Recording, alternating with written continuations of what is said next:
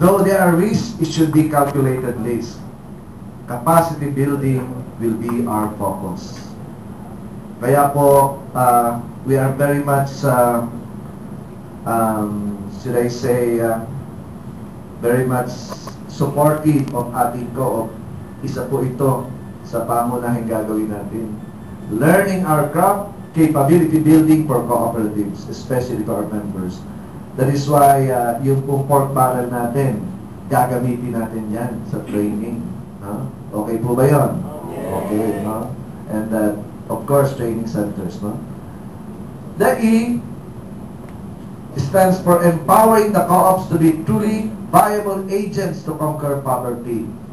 Let us make our co-ops to be entrepreneurs, not simply to get involved in business ventures. Alam po ninyo, ito yung higher ground for ating for our cooperatives, no? Sa ngayon po, para din tayo sari-sari store pa rin, no? Let us move forward higher, making cooperatives more entrepreneurial rather than business lang. Alam niyo po ba ang kaibahan ng business entrepreneur?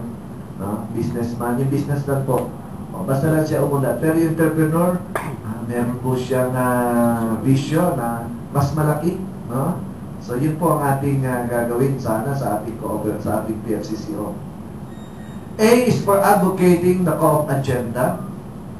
PFCCO must be active as it is already active in direction setting for the co-op sector. Ngayon pa lang po ay pino-workout na natin. Yun po makasama tayo sa Credit Information System Administration, yung CISA. We have already taken for us some big co-ops to join us so that we will have one seat sa CISA. No? At I hope yung mga naririto will join us because we need 8.3 million to have a seat at CISA. No? My cooperative is already putting 2 million para po magkaroon ng PFCCO ng seat sa CISA. Alam niyo po ba yung CISA? Credit Information System Administration. All of us are required to be part of CISA. No? Lahat po ng mga yan po, kung yan ay yung sa CIBI sa Friday, para malaman natin kung anong stand ng mga members natin. No? Ito pong CISA is not only for cooperatives, no? Para sa lahat po yan. Kaya po, investment po ito sa atin. No? Investment po ito sapagkat ano man ang kikitain natin. So lahat po tayo sana ay mag-member ng CISA para yung mga naglo-loan sa inyo, alam nyo kung ano ang kanilang credit background. No?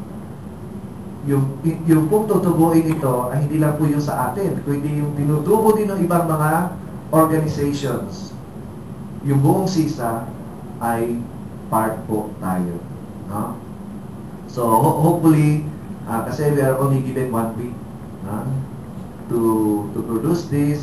At dito sasabihin ko na si Pasig Paris, di ba? Tama? No? Sino pa ba sasama sa atin so that I can acknowledge? No? NCR, sasama. Sino pa gusto sumama sa CISA? Just tell us so that we will be incorporated sa as having one seat also. Hindi lang tayo owner or investor, but also dito, nagulat po ako kasi tinawagan mismo ako ng SEC chair. Hinahanap yung aking cell number para lang makontak ako to offer us one seat. If we can produce 8.3. Palapakan natin ang PFCCO. That is for PFCCO.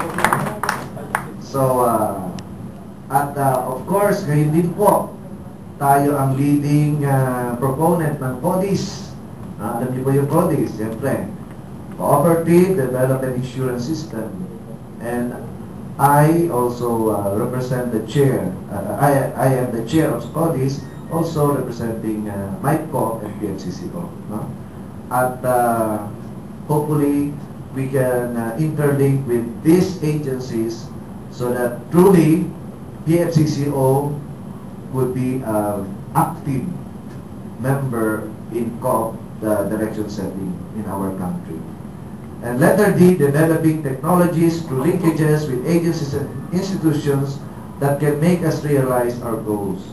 Yes, we can make it if we hold on together as one family of PFCCO. Thank you, and